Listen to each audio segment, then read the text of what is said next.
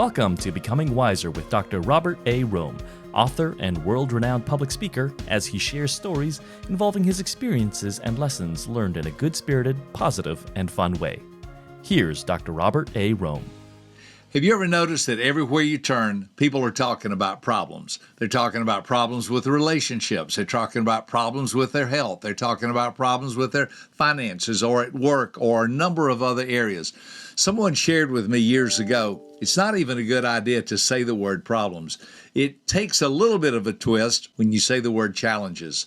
I'm having challenges in a particular area. Well, the truth of the matter is they still are problems or challenges that we're dealing with. Hi, I'm Dr. Robert Rohm, President of Personality Insights, and this podcast is designed to help you learn how to become a wiser person. I have been on that pursuit for most of my life, learning how to be a wise person, learning how to deal with situations, with family, with friends, with finances, health, and many other issues. Now, I know you've maybe never had a problem in your life, but just in case one comes up sooner or later, this program is designed to help you understand how to deal with life, how to deal with situations. Most of us know how to play games. We've played Candyland with children. We've played Monopoly, Clue, and many other games that I've played, and I know you enjoy playing too. Well, guess what? If you learn how to play a game really well, you have a better chance at winning.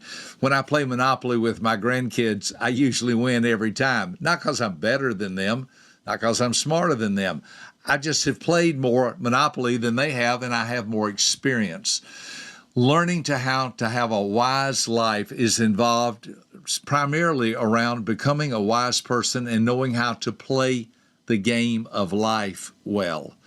That's what we want to teach. That's what we want to share. I have discovered that if you learn from wise people, you will become wise yourself. Learning on this journey of life of how to become wiser can help you in relationships, with your emotional well-being, with your finances, with your marriage or your personal relationships, parenting skills, learning how to resolve conflict, learning how at work to find the job or the opportunity that best suits you or best fits you. I once read that over 50% of Americans are very dissatisfied in their vocation. Learning how to be wise can help you a great deal in that particular situation and circumstance. Team building, leadership, success principles, all of these are involved in learning how to become a wiser person. Now, today I want to start by talking about what I think is the most important area of life, and it's understanding personality information. If you're going to be a successful person, you need to understand your personality style. You need to understand how personality styles work. You need to learn how to read other people effectively. Now, here's the amazing thing. I have discovered and have been teaching for over 30 years the DISC model of human behavior. Some of you perhaps have heard me teach that, or some of you might be familiar with it. I have seminars and trainings that last for hours and even days on the depth of understanding the model of human behavior. You know, it's a lot like an onion. If you peel an onion and you take off a layer, you'll find another layer and another layer. I have been doing this, as I said, for over 30 years, and I'm still learning. I'm on this journey with you, learning how to be wise, learning how to do life effectively, learning how to play the game of life. So let me share with you a couple of thoughts about this whole issue and whole information about personality information. It started for me really back in 1985. My oldest daughter, Rachel, was 12 years old. She was a real challenge. I had four daughters, and my other three seemed to be, pretty easy to get along with. But Rachel was the oldest, firstborn, few challenges, few difficulties. Now, in case you don't know this, parenting comes with absolutely no instructions, just like marriage. So I was trying to figure this thing out, and I loved Rachel. She's my firstborn daughter, the first little girl to ever call me daddy, but oh my gosh, this was challenging. It was difficult. And I just felt like we were, butting our heads up against each other many times over a lot of different issues. And I couldn't quite put my finger on it. Have you ever known that sometimes you don't know what your problem is? Well, your biggest problem of all is not knowing what your problem is. And I didn't know what the problem or the challenge was with trying to raise Rachel correctly, trying to help her, trying to guide her. So again, it was 1985. She was 12 years old, and a friend of mine was passing through town. And after dinner one night, he said to me, we were sitting on the back porch of my house in Dallas, Texas. He said, "What's the matter with you?" I said, "What do you mean?" He said, "You're just not yourself." He said, "I know you pretty well. You're normally pretty talkative, pretty happy, pretty outgoing." He said, "You didn't say very much tonight at dinner. It just seems like something's wrong. It's like there's a heaviness over you." What he was saying was, "I recognize you have a problem." And I said to him, "Well, it's my daughter Rachel." And he said, "What has she done?" And again, I didn't know how to describe it. I didn't know how to put into words what I felt and what I thought was going on. And so I tried to explain it. I said, "She's just difficult." And he looked at me, he said, "Have you ever given her a personality profile assessment?" I said, "Oh, what?" He said, "A personality profile assessment." He said it so fast, I didn't even know what he said. Personality profile assessment. It's like he was waiting for me to say those words. And you know, there's an old Chinese proverb that says, when the student is ready, the teacher will appear. And I was so ready, and the teacher was right there on my back porch. He said, "Have you ever given Rachel a personality profile assessment?" I said, "No, I don't even know what that is." So Rachel was next door. It was after dinner, and she was playing basketball with some friends. She came home that night, and he gave her an assessment. He scored it. He looked at it. He said, "Wow, she's a real high D." I had never even heard that before. I didn't know exactly what that meant. I said, "D, what do you mean?" He said, dogmatic, domineering, driving, demanding, determined, decisive, dictatorial, sometimes could be defiant, a doer. I said, "Yeah, that's exactly right." He started talking to me about my daughter, and here's the crazy thing. He knew her better than I did, and he had only spent a few minutes with her. I had spent 12 years with her. He got my attention. So he said to me, he said, "Just curious, you have any problems with her at bedtime?" I said, "Yeah, every night it's a war." He said, "I'm just curious, what do you tell her at bedtime?" I said, "Oh, I don't know. I usually say, 'Rachel, you need to be in bed by 10 o'clock. I'll never forget. He looked at me, his eyes got real big. He said, "That's what you say to her?" I said, "Yeah, what's wrong with that? She's 12 years old. She needs to go to bed." He said, "Robert, when you say to a D," and I didn't even know anything about what this meant. I'm just leading you into my story. He said, "When you say to a D, you need to be in bed by 10 o'clock. That may be what you say to her, but that's not what she hears. What she hears is, 'You want to fight?'" And I thought, "What? Do you want to fight? How do you want to fight? How do you need to go to bed? It's 10 o'clock. You need to get your rest." I mean, I wasn't trying to be controlling. I wasn't trying to be manipulative. I was just trying to be a good father. You need to go to bed, get some rest so you'll be ready for school tomorrow and you'll feel okay. And then he said one of the most important sentences I've ever heard in my whole life. Now, I've graduated from 5 colleges and universities, so I've been around the world several times, learned a lot of information. Maybe one day I'm going to write a book called The Top 10 Sentences I've Ever Heard in My Life. This one certainly would be in the list, and here's what it is. You need to learn to say the same thing in a different way. Did you catch that? Do you hear the wisdom of that? You need to learn to say the same thing in a different way. That's one of the wisest sentences I've ever heard. Just because you know something doesn't mean you're communicating it correctly. Just because you have information doesn't mean you're sharing it in a way that others can receive it.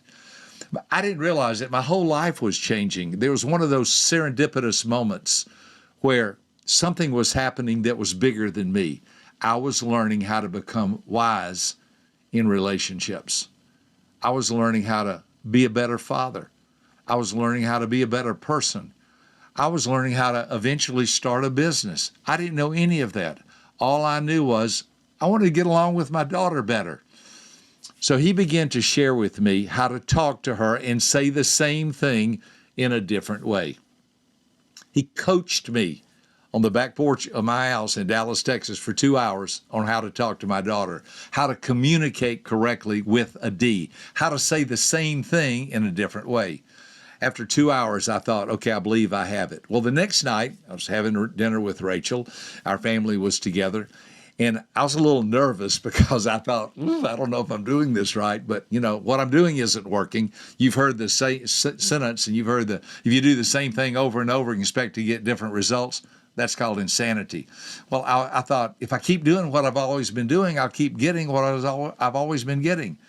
So I'm going to have to learn how to do things differently. So this was my first attempt.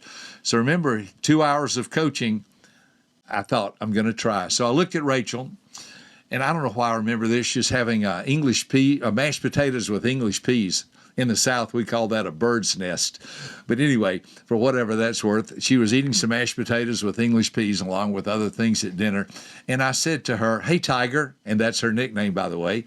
I said, "Hey, Tiger, you can go to bed tonight anytime you want to. You're the boss. You're in charge. I'm turning it over to you. 10's the limit, but you can make this happen any way you want to."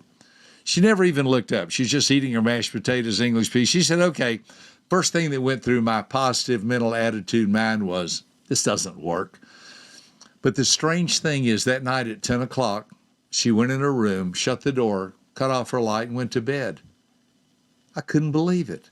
I went and stood by her door and listened. I was amazed. Two things happened that night that had not happened in a long, long time. One is we went to bed peacefully.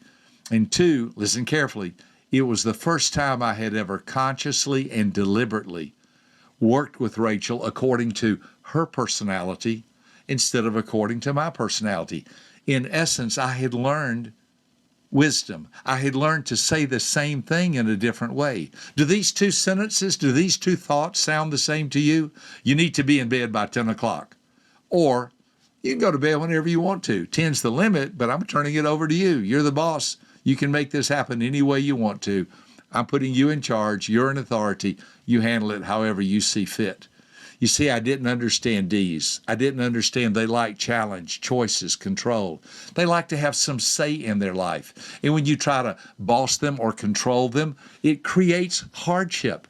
And I can understand, trying to control a child when they're very little so they don't, get run over and they don't go outside and get lost or something. I understand that. But as we grow up, all of us start to mature. We start to learn to stand on our own 2 feet.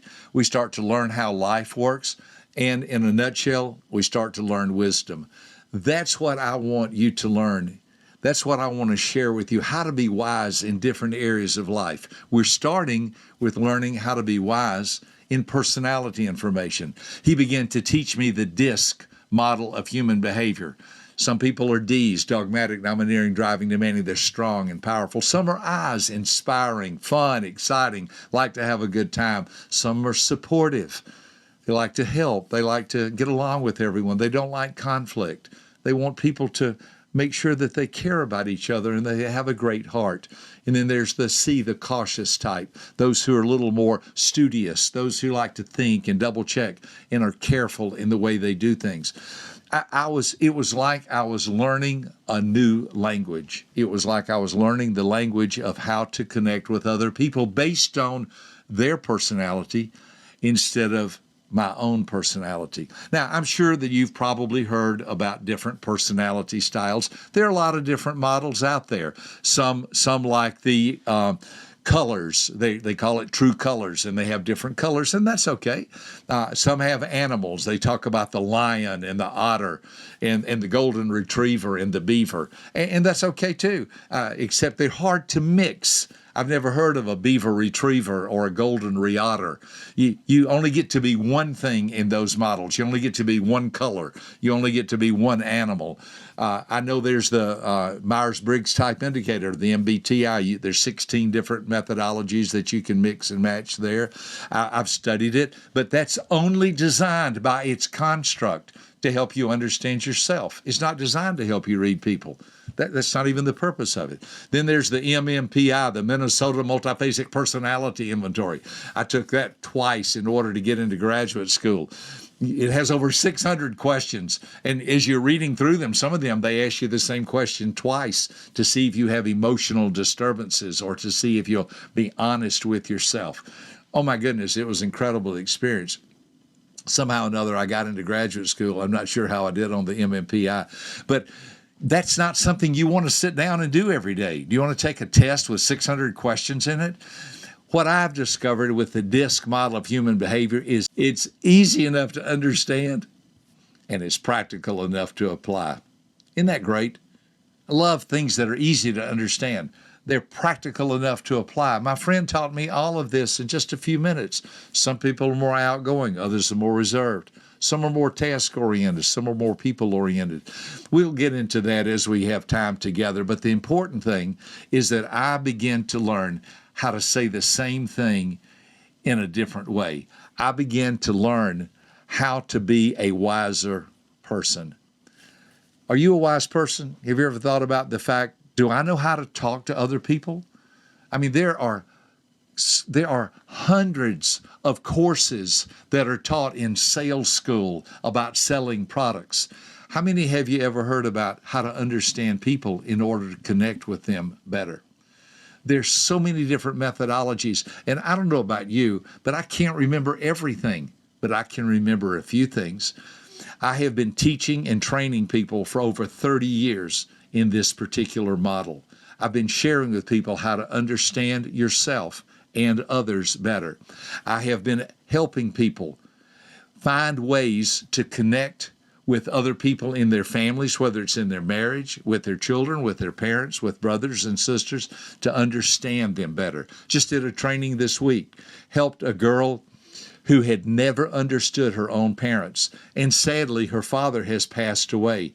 But after the training, she said, I now finally understand my dad. She said, and my mom's still living. This is going to help so much.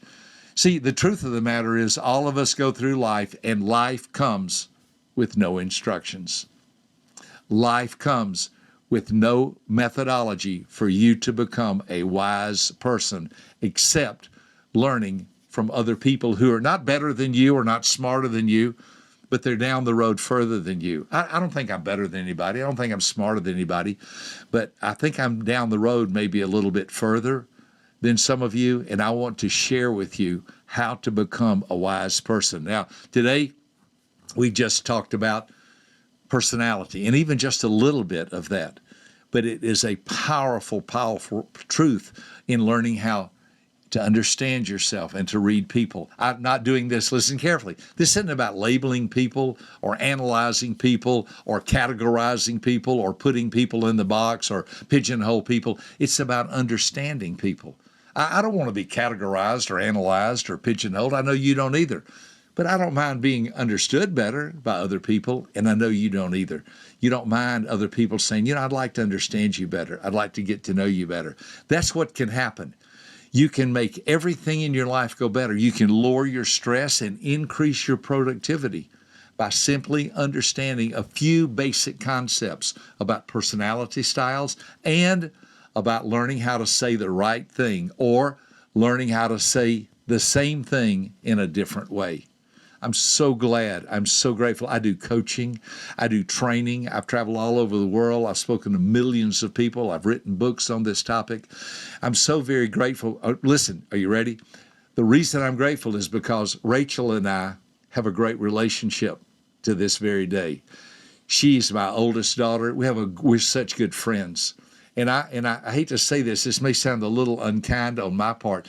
If I had not understood the personality information, I don't think we would have a good relationship, but I think I'd blame her because I'm the father. I'm the oldest. She's the child. She's the daughter. The truth of the matter is, if you're going to be a leader, the hardest thing about leadership is learning how to lead. And I'm so grateful that we have a good relationship, and it's because I learned personality information and how to work with her and work with others and train people. And this is something you can understand and apply and use in your own personal life. I hope just for a few minutes today this has been helpful. I hope that I've whet your appetite enough for you to go, wow, I'd like to know more about that. I'd like to understand how to do that. I'd like to understand how to say the same thing in a different way. I'd learn how to read people better. I'd learn how to become, in a nutshell, you ready? I'd love to learn how to become a wiser person. I am on that mission. I just want to be a wise person. I want to be wise in finances. I want to be wise in my health. I want to be wise in relationships. I want to be wise in learning how to love people and to accept people. I want to learn how to be wise in business. All of this is very doable, and I believe I can teach you those principles. Not because I'm better, not because I'm smarter, just because I'm down the road a little bit further. I hope this has been helpful. I look forward to our next time together. Thank you so much. To learn more about the DISC model of human behavior and more about this episode, visit www.becomingwiserpodcast.com/001.